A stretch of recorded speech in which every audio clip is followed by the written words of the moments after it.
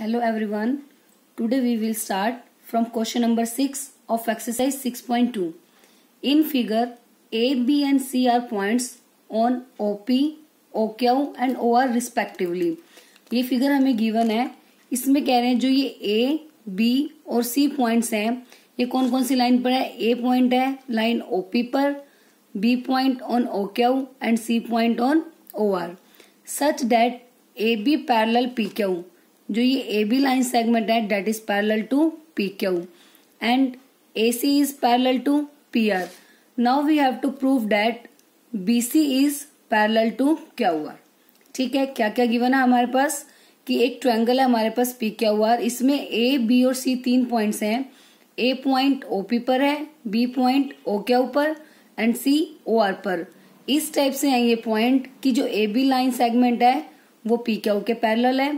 AC is parallel to PR and now we have to prove that जो ये third line हो गई BC वो पैरेलल है QR की.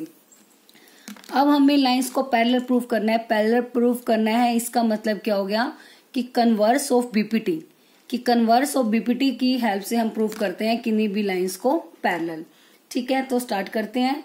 सबसे पहले गिवन हमें क्या क्या है. AB पैरेलल है PQ के, सॉरी यहाँ पे BQ नहीं PQ है. AB is parallel to PQ and AC is parallel to PR. AB PQ के पैरेलल है और AC PR के पैरेलल है. Now we have to prove that BC is parallel to QR. अब सबसे पहले जो हमें पैरेलल लाइंस गिवन है वो हम लेके चलते हैं. We have क्या है हमारे पास AB parallel PQ. हमें कंडीशन गिवन है. जैसे ही किस ट्रायंगल में दो लाइंस पैरेलल हो गई तभी हम क्या यूज कर देंगे बीपीटी. अब ए बी पैरेलल है पी क्यू के, तो इस ट्रायंगल में ओ पी क्यू ट्रायंगल में जब एक लाइन जो है ट्रायंगल की एक साइड के पैरेलल है तो उसको सेम रेशियो में डिवाइड करती है.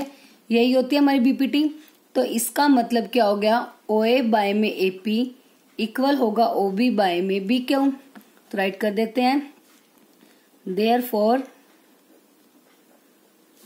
OA बाय में AP is equals to OB by में BQ by using BPT means basic proportional theorem. ठीक है, अब इसको हम नाम दे देते हैं इक्वेशन नंबर 1. उसके बाद सेकेंडली हमें गिवन है AC is parallel to PR. तो AC पैरेलल है PR के. Now AC is parallel to PR, ये भी गिवन है हमें. तो अब AC और PR मतलब ये लाइन इसके पैरेलल है. तो इन ट्रायंगल OPR में क्या हो जाएगा कि ये एक लाइन जो है वो पैरेलल है ट्रायंगल की एक साइड के, तो उसको सेम रेशियो में डिवाइड करेगी. मीन्स OA बाय में AP is equal to OC by में CR. सो OA बाय में AP that is equals to OC by में CR. बस सिंपल लिया हमने. जब AB पैरेलल थी इसके तो इनकी रेशियो इक्वल हो गई. जो ये टू लाइंस इनको डिवाइड कर रही है जो टू पार्ट्स में OB बाय में OQ इज OA बाय में AP.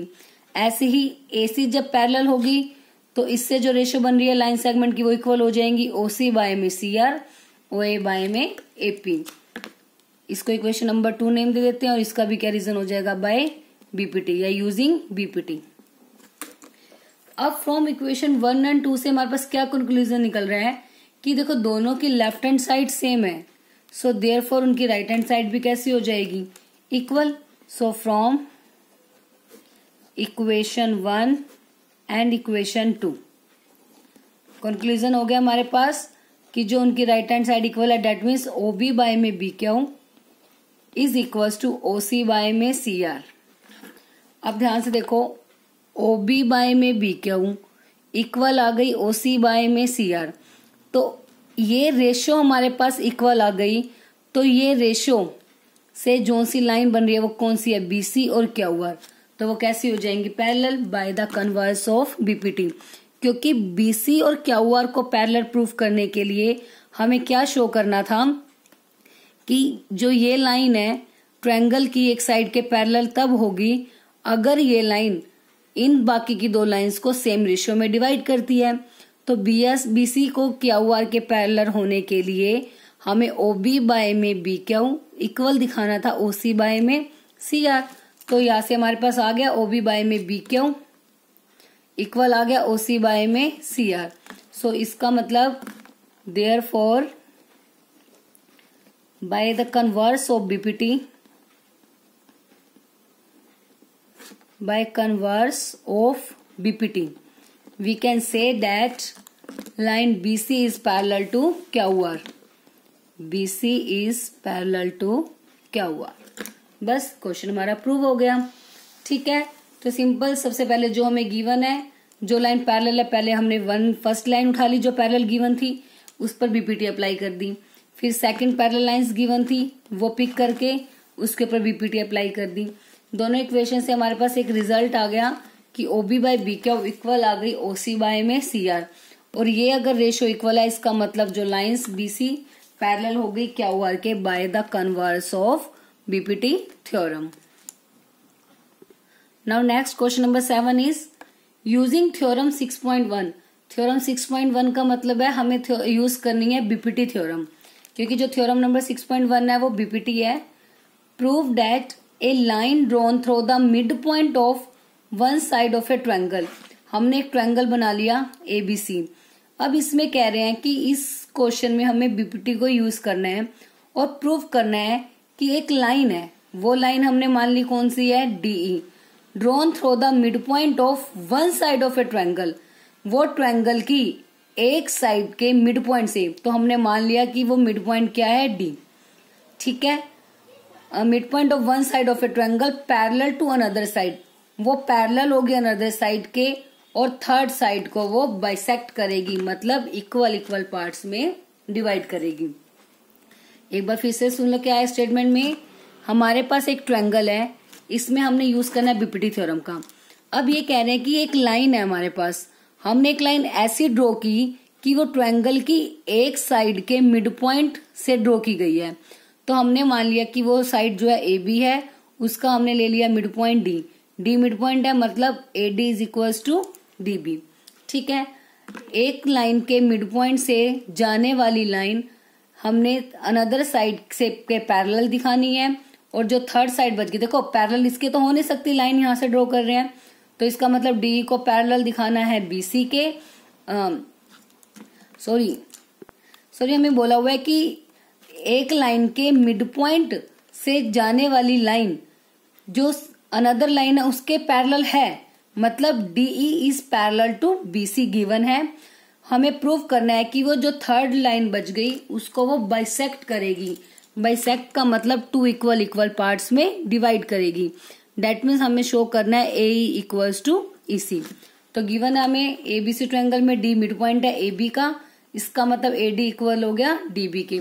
और एक चीज और हमें गिवन है, DE is parallel to BC। अब आपको प्रूव करना है कि जो AE है वो EC के इक्वल है, क्योंकि हमें दिखाना है जो ये लाइन थी DE वो थर्ड साइड को बाइसेक्ट कर रही है। बाइसेक्ट का मतलब ये होता है इक्वल इक्वल पार्ट्स में डिवाइड करना। अब लेट्स स्टार्ट द प्रूफ।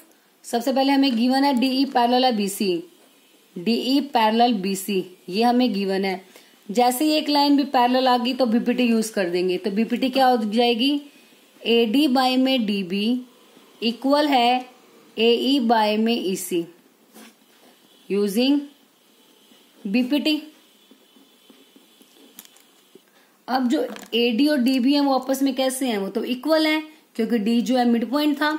तो इसका मतलब हम DB के प्लेस पर भी लिख सकते हैं AD which equals to AE by में EC। तो रीजन लिखेंगे because AD equals to DB, ये हमें गिवन है। अगर आप गिवन में ये चीज आप शो नहीं करते हो तो आपको इसका रीजन दिखाना पड़ेगा AD equals to DB because D is the mid point of AB। D AB का मिड पॉइंट है, इसलिए AD और DB आपस में कैसे हो जाएंगे, इक्वल। तो आपकी मर्जी है, चाहे AD के प्लेस पर DB को रख दो या DB के प्लेस पर AD को, मतलब दोनों को हमने सेम बनाना है, किसी भी एक को हम रिप्लेस कर देंगे। सब AD से AD कैंसिल आउट, तो 1/1 इक्वल्स टू AE बाय में EC। नाउ क्रॉस मल्टीप्लाई, 1 की EC के साथ मल्टीप्लाई EC 1 की AE के साथ मल्टीप्लाई AE, तो हमें यही तो प्रूफ करना था कि AE जो है किसके इक्वल आ जाए, EC के इक्वल। सो आ गया। देयरफॉर हमने दिखाना था कि जो DE है वो बाइसेक्ट करेगी किसको, AC को।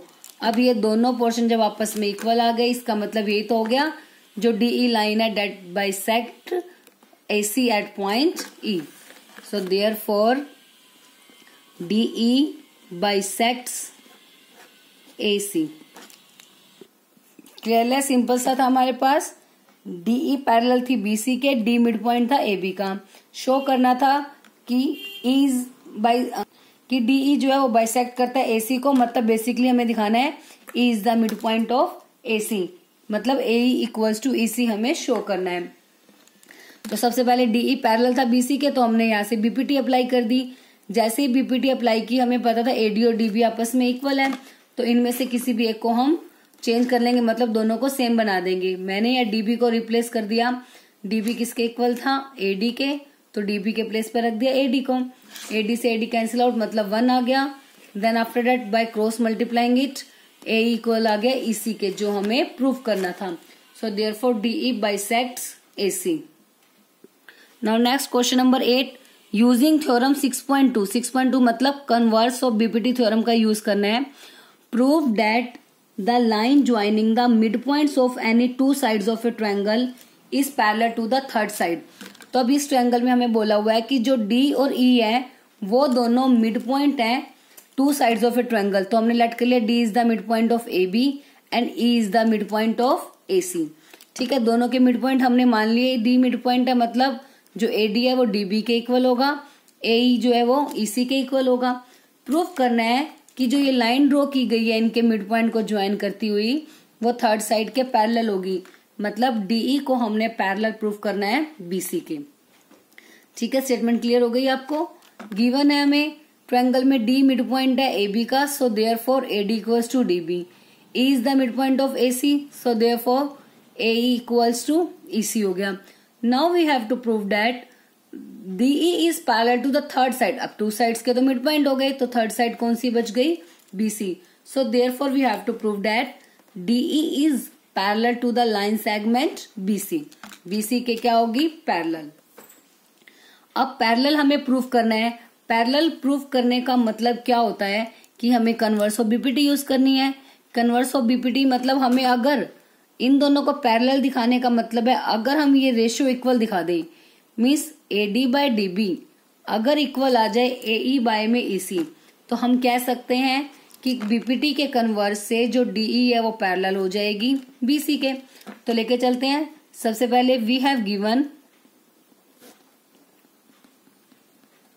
AD equals to DB। हमें गिवन है AD किसके इक्वल है, DB के। अब DB को अगर मैं बाय में ले जाती हूँ, डेट इज इक्वल्स टू 1। देखो हमारे पास टू टाइप की इक्वेशन है। सपोज जैसे 2 इक्वल्स टू 2 है, अगर मैं इसको यहां लेकर आऊंगी प्लस माइनस में, तो 2 माइनस 2 इक्वल्स टू 0 हो जाएगा। और अगर मैं इसको डिवाइड में लेके आती हूँ तो वो किसके इक्वल हो जाएगा, 1, कि 2 बाई 2 1। अब नॉर्मल भी सोच सकते हो, देखो 2 में से 2 को माइनस करेंगे तो किसके इक्वल आएगा, 0। 2 को 2 से डिवाइड करेंगे तो 1। तो अगर किसी भी दो वैल्यूज हमारे पास इक्वल हैं, अगर मैं राइट साइड वाली वैल्यू को लेफ्ट साइड में लाती हूँ, अगर हम उसे प्लस माइनस में लेकर आते हैं तो वो किसके इक्वल रह जाता है, 0 के। और डिवाइड में लेकर आते हैं तो वो 1 के इक्वल। क्योंकि इसके साथ कोई भी वैल्यू नहीं, सिंगल सिंगल वैल्यू है ना, तो हमारी मर्जी है, चाहे उसको हम प्लस माइनस में लेके जाएं चाहे डिवाइड में। बट अगर ऐसा हमारे पास होता x equals to y plus 2, तब तो पता है कि 2 जो है वो प्लस का है, तो इधर आके हमेशा माइनस का ही होगा, तब तो वो डिवाइड में नहीं जा सकता। बट जब वो सिंगल सिंगल वैल्यू है तो आपकी मर्जी, चाहे आप इसको प्लस माइनस में लेकर आओ, क्योंकि प्लस का है तो माइनस में होगा, अगर माइनस होता तो प्लस में आ जाता, या फिर आप डिवाइड में लाना चाहो तो डिवाइड में भी ला सकते हो। बट एक चीज याद रखनी है, जब आप इधर वाली वैल्यू को प्लस माइनस में यहाँ लाते हो तो इक्वालिटी में 0 हो जाता है, डिवाइड में लाते हो तो 1। आप चेक भी कर सकते हो, देखो 2 माइनस 2 0 ही होगा, और डिवाइड में लेके जाऊंगी मतलब 2 बाई 2 वो किसके इक्वल होता है, 1 के इक्वल। तो यहाँ पे यही केस है। तो हमें तो रेशो चाहिए ना, क्योंकि DE को पैरेलल दिखाना है BC को। रेशो के लिए मुझे इसको कहाँ लेके जाना पड़ेगा, डिवाइड में। तो AD बाय में DB तो इक्वल किसके हो गया 1 के। This is our equation number 1। ठीक है, अब उसके बाद गिवन है हमें A equals to EC। Also we have, और हमें क्या गिवन है, जो AE है वो EC के इक्वल है। सो इसमें भी सेम स्टेप करते हैं। AE बाय में EC that is equals to 1। This is our equation number 2। अब इक्वेशन 1 और 2 में देखो, जो हमारी लेफ्ट हैंड साइड है दोनों वैल्यूज 1 के इक्वल है। मीन्स आप ऐसा कह सकते हो दोनों की राइट हैंड साइड इक्वल है। So therefore left hand side also will be equal. दोनों को इक्वल होना पड़ेगा। तो from equation 1 and 2 AD by DB equals to AE by में EC, क्योंकि दोनों की वैल्यू सेम है, दैट मीन्स दोनों आपस में इक्वल है। या आप बोल सकते हो 1 की वैल्यू यहां से उठाई और इसमें पुट कर दी, कुछ भी कह सकते हो आप, बस क्या हो जाएंगी दोनों वैल्यूज आपस में equal. AD by DB equal आ गई AE बाय में EC। देखो रेशो, अब AD बाय में DB हमारे पास आ गया AE बाय में EC के इक्वल। तो डेट मीन्स रेशो इक्वल आ गई। रेशो इक्वल है तो इसका मतलब कन्वर्स और BPT से दोनों लाइंस आपस में कैसी हो जाएंगी, parallel. So therefore by converse of BPT, जो हमारी लाइन थी DE that is parallel to BC, और यही हमें प्रूव करना था।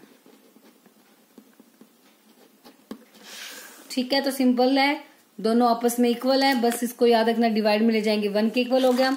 ऐसे ये सेकंड वैल्यू जो इक्वल थी उसको भी बाय में ले जाएंगे तो इक्वल्स टू 1। अब दोनों इक्वेशन 1 के इक्वल है, सो इससे दोनों की लेफ्ट हैंड साइड भी क्या हो जाएगी, equal. Left hand side equal होते ही हमारी इस ट्रायंगल की रेशियोज इक्वल हो गई। रेशियो इक्वल हो गई तो कन्वर्स ऑफ BPT से जो DE पैरेलल हो गया किसके, BC के।